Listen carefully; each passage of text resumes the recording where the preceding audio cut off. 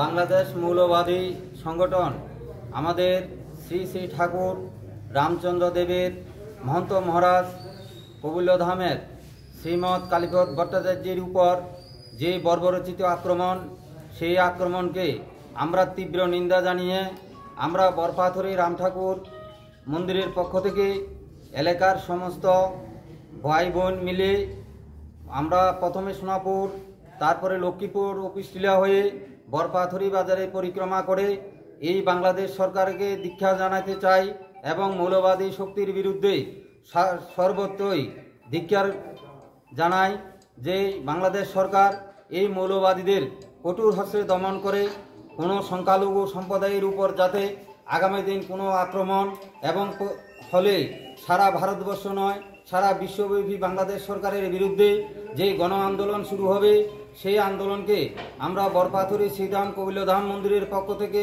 সর্বত সম্মান জানিয়ে এবং প্রতিবাদ জানিয়ে আমরাও এখানে বৃহত্তর আন্দোলনের ডাক দেব। জয়রাম শ্রীধাম কবিল্যধাম মন্দির বরপাথরি।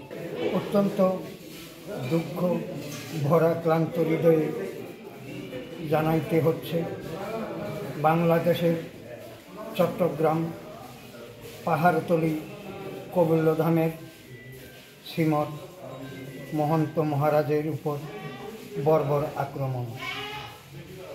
এই ঘটনা কবিল্যধামের ইতিহাসে কলঙ্কজনক।